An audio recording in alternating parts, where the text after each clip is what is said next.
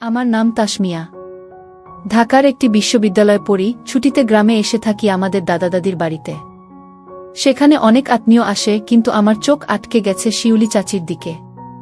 আমরা দূর সম্পর্কের আত্মীয় হলেও তার উপস্থিতিতে কিছু অদ্ভুত শানিত আনন্দ বোধ হচ্ছিল। এক বিকেলে উঠোনে চা খাচ্ছিলাম, সে পাশে এসে বসল। তুমি তো শহুরে মেয়ে, গ্রামে এসে কেমন লাগছে? সে হেসে বলল। আমি বললাম, ভালোই লাগছে, কিন্তু অপরিচিত মনে হয় কি তার হেসে বলার ভঙ্গি মনে গেঁথে গেল। পরের কয়েকদিনে আমরা একসাথে পুকুর পাড়ে হাঁটতে গেছি, বই নিয়ে বসেছি গাছের নিচে।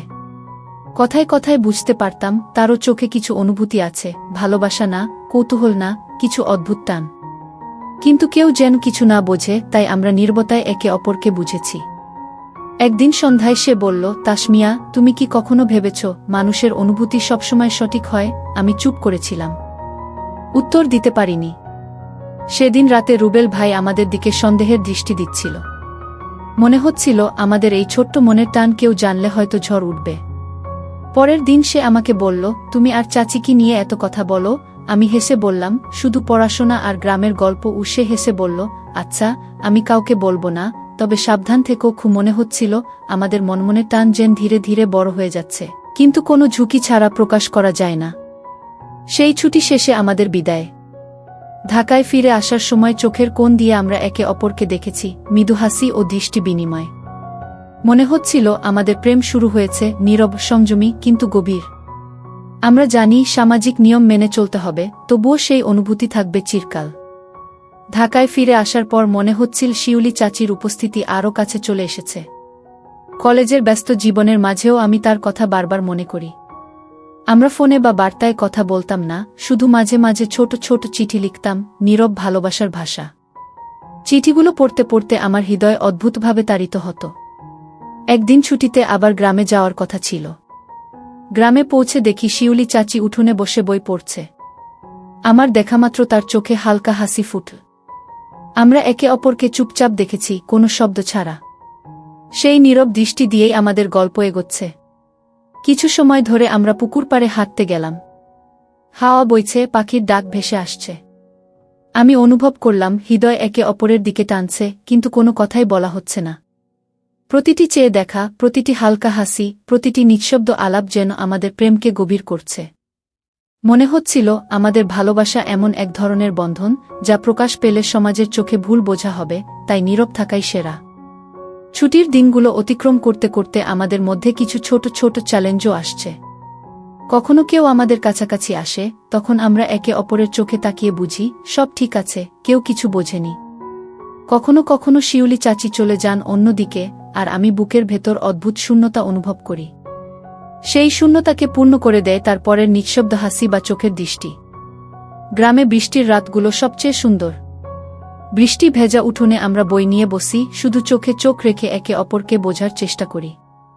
বৃষ্টি আর হাওয়ার শব্দ আমাদের নীরব প্রেমের সাক্ষী।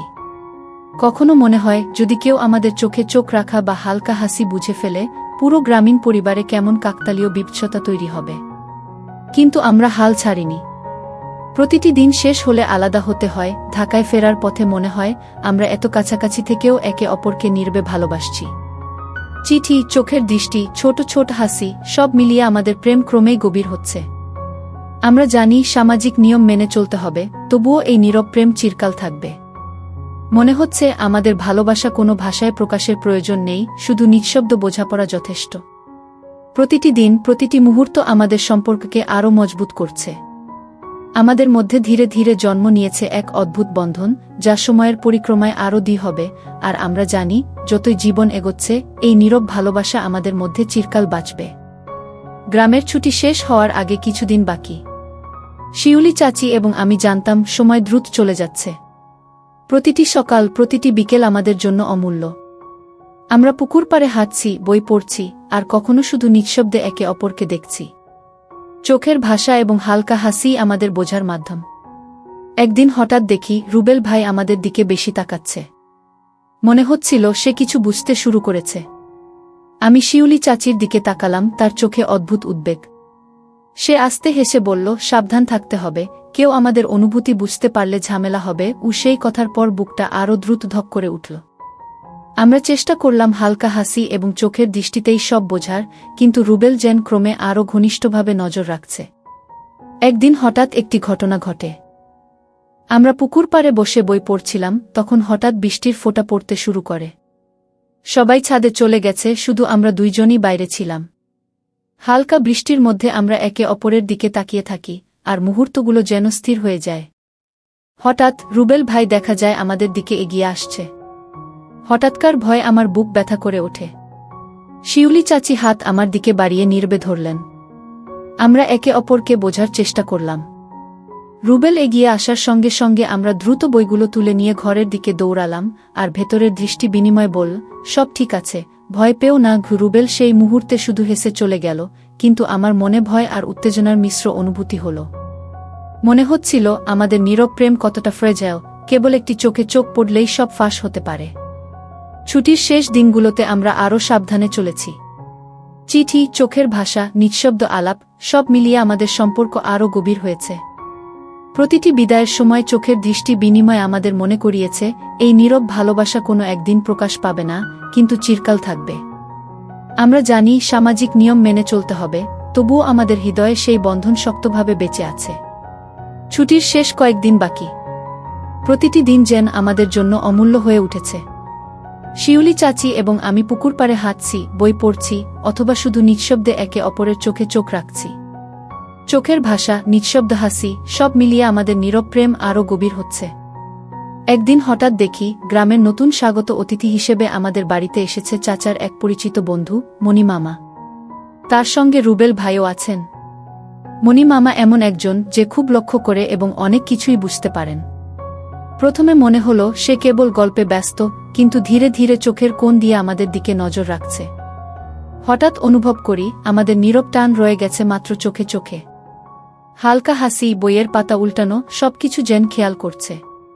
শিউলি চাচি আমাকে দেখলেন, তার চোখে উদ্বেগ, আর সে নিঃশব্দে বললেন, সাবধান থাকতে হবে, কেউ যদি আমাদের অনুভূতি বুঝে ফেলে, পুরো গ্রামীণ পরিবারে ঝড় উঠতে পারে। আমি চুপ করে থাকি, কিন্তু বুকের ভেতর অদ্ভুত উত্তেজনা আর ভয় মিশে যাচ্ছে। পরের দিন সকালে আমরা পুকুর পাড়ে হাঁটছিলাম। হঠাৎ বৃষ্টির ফোঁটা পড়তে শুরু করে। চারপাশ নীরব, শুধু হাওয়া আর পাখির ডাক। আমরা নিঃশব্দে একে অপরের দিকে তাকাই। সে সময় দেখি রুবেল ভাই হঠাৎ আমাদের দিকে এগোচ্ছে, আর সঙ্গে মণি মামা। বুকের ভেতর ধক করে ওঠে। শিউলি চাচি দ্রুত হাত বাড়িয়ে আমার হাত ধরে ধরলেন, আর আমরা দুজনই দৌড়ে ঘরের দিকে। দৌড়ানোর সময় চোখের দৃষ্টি দিয়ে বোঝাচ্ছিল, সব ঠিক আছে, ভয় পেও না। রুবেল এবং মণি মামা কিছু বুঝতে পারলেন না, শুধু হেসে চলে গেলেন, কিন্তু সেই মুহূর্তে আমাদের হৃদয় অস্থির হয়ে উঠল। তারপরও আমরা বুঝতে পারলাম আমাদের নীরব প্রেম কতটা ফ্রেজাইল। যে কোনো মুহূর্তে এক ভুল চোখের দৃষ্টি, এক ভুল কথা, সব ফাঁস হয়ে যেতে পারে। বাকি ছুটির দিনগুলোতে আমরা আরও সাবধানে চলেছি। প্রতিটি ছায়া, প্রতিটি দৃষ্টি, প্রতিটি হাসি আমাদের সম্পর্ককে আরও গভীর করে তুলছে।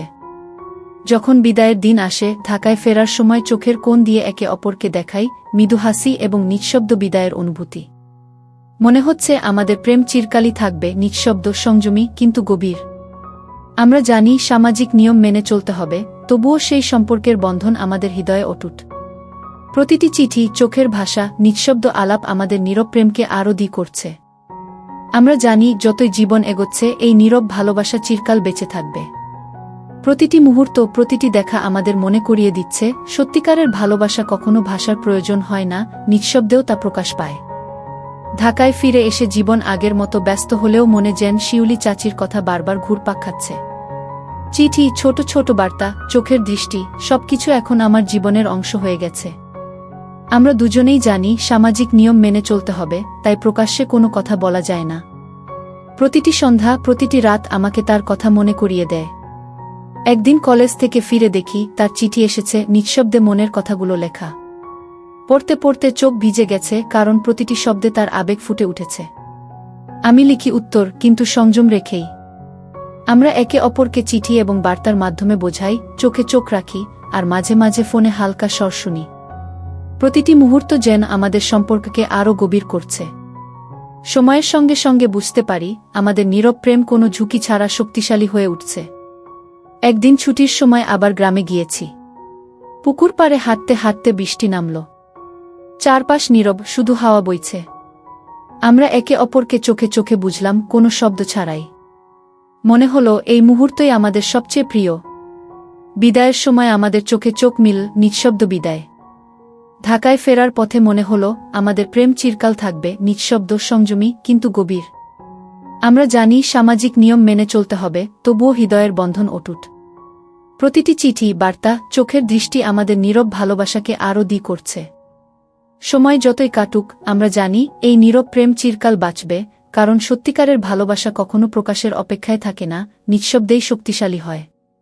প্রতিটি স্মৃতি, প্রতিটি নীরব মুহূর্ত আমাদের মনে করিয়ে দিচ্ছে, ভালোবাসা শুধু হৃদয়ে অনুভূত হতে হয়, তা ভাষার উপর নির্ভরশীল নয়।